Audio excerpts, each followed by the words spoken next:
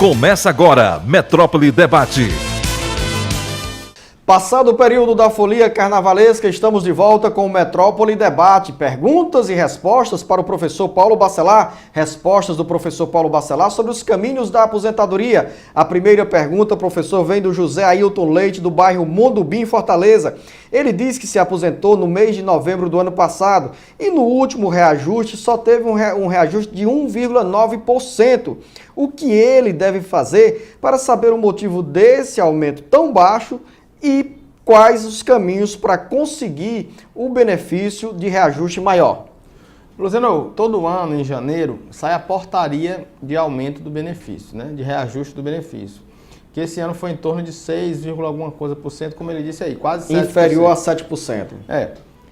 Mas esse benefício, essa portaria, ela vem com esse acréscimo de 7%, de 6 e poucos por cento, para quem está aposentado há mais de um ano. Então, quem se aposenta com menos de um ano, do ano passado para cá, ele tem um reajuste proporcional ao mês da aposentadoria. Então, se você se aposenta em janeiro, você vai ter um aumento total. Se você se aposenta em fevereiro, você vai ter um aumento menor. Se aposenta em março, menor. Então, assim, sucessivamente, é um aumento progressivo. Somente no ano que vem, quando ele completar mais de um ano de benefício, que ele terá o reajuste de 100%. Nesse caso, professor Paulo Bacelar, essa regra existe porque essa proporcionalidade, já que o José Ailton Leite já teve o reajuste salarial da categoria a qual ele pertence. Não, ele já teve o reajuste exatamente dos benefícios que computaram a média de salários dele, porque foi computada até um mês anterior ao seu benefício. Então, dali para frente, ele será reajustado pelo reajuste anual, que é através da portaria interministerial, que foi agora em janeiro de 2014. Pergunta do nosso telespectador Aldemir Souza da Silva, bairro Vila Manuel Sátrio, Fortaleza. Quando uma pessoa trabalha em várias funções na mesma empresa e alcançar a idade de se aposentar, como é feita a contagem do valor que ela irá receber do INSS? Olha, quando você tem várias empresas, vários trabalhos, é considerado como atividade múltipla.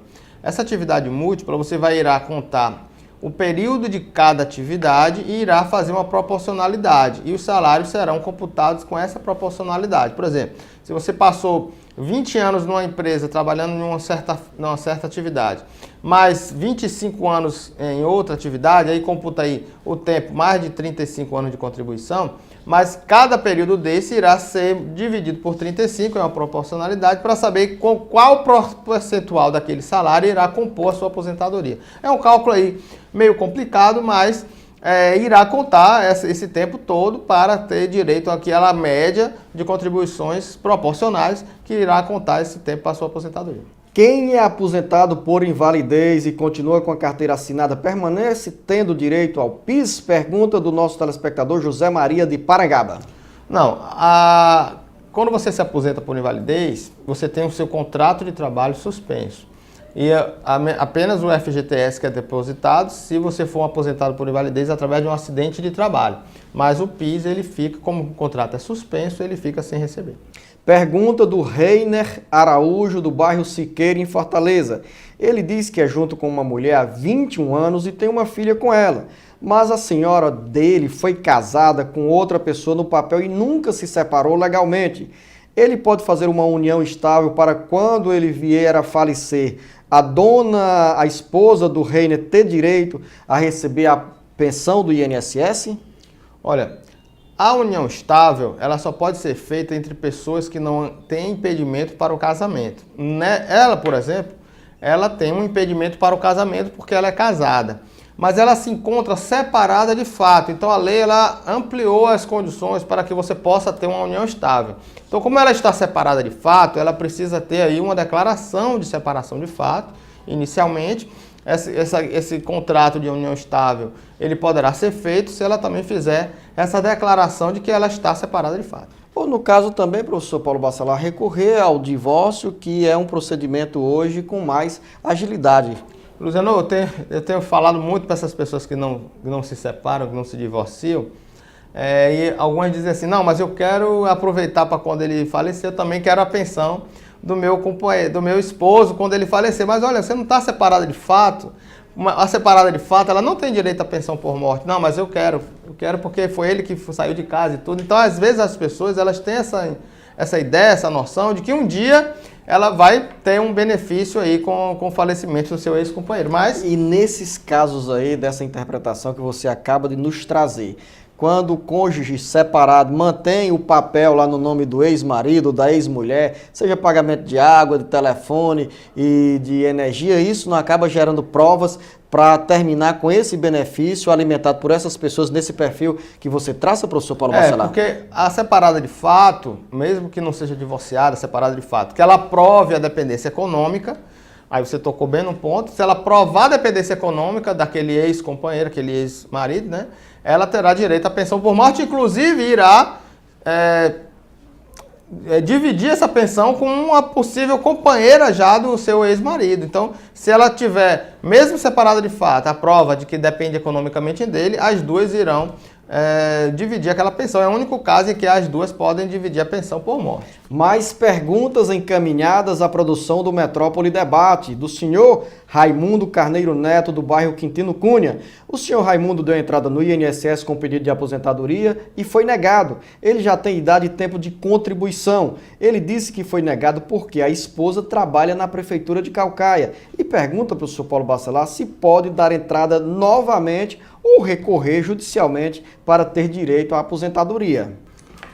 Olha, se ele entender que esse indeferimento que a gente chama, né, foi indevido, ele pode entrar com ação, não só com ação judicial, mas ele pode entrar primeiro com um recurso administrativo. A Junta de Recursos ela tem analisado muito bem esses processos, não está vinculado, a Junta de Recursos, ela não está vinculada às normas legais da Previdência Social. Os próprios conselheiros, que é da Junta de Recursos, que representa 4 entes da sociedade, né, os aposentados, os empregados, os empregadores e os servidores do governo, né, representantes do governo, eles não estão ligados diretamente à legislação previdenciária. Eles podem decidir de acordo com a sua convicção, igual a um juiz quando ele analisa um processo. Então, administrativamente, através do recurso, muitas vezes ainda é mais rápido, mais célere e mais até vantajoso para o segurado. Ele pode entrar com ação, em vez de ação judicial, com um recurso. Agora, pela exposição feita pelo senhor Raimundo Carneiro Neto, essa condição de estar casada com uma funcionária da Prefeitura de Caucaia é justificativa para impedimento da aposentadoria? Não, não é. Nesse caso aí, não. Mas temos que ver o processo em si para saber o motivo realmente que foi indeferido esse benefício. Raimundo Mesquita Barros, de Fortaleza, trabalho em uma empresa que o INSS e o FGTS estão atrasados.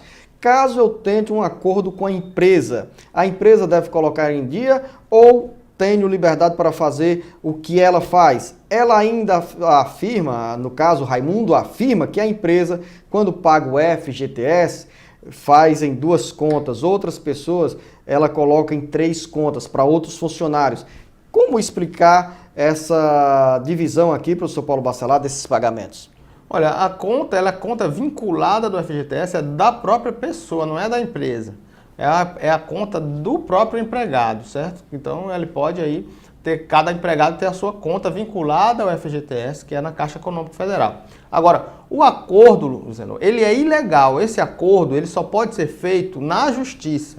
Ninguém pode, antes de ser demitido, fazer um acordo com a empresa para ser demitido sem justa causa, por exemplo, para receber o seguro-desemprego, ou para receber o FGTS, sacar o FGTS. Esse tipo de acordo que as pessoas fazem, querendo sair da empresa e acabam fazendo um acordo para receber o FGTS, esse acordo é ilegal, é crime. Tanto a empresa pode ser responsabilizada, como ele também. Isso é crime contra a instituição.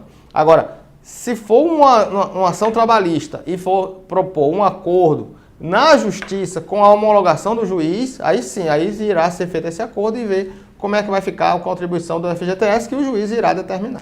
Professor Paulo Bacelar, o Aloysio Neto Barbosa, da Granja Portugal, diz que saiu do emprego e perdeu o benefício do INSS. Agora está na condição de autônomo, há pouco tempo perdeu o dedo polegar e quer saber se tem direito a recorrer junto ao INSS para receber algum benefício. Sim, se ele é segurado da Previdência e estava no período de manutenção de qualidade, ele pode requerer o auxílio-doença. Daqui a pouco a gente volta com o Metrópole Debate, mais perguntas dos nossos telespectadores e respostas do professor Paulo Bacelar.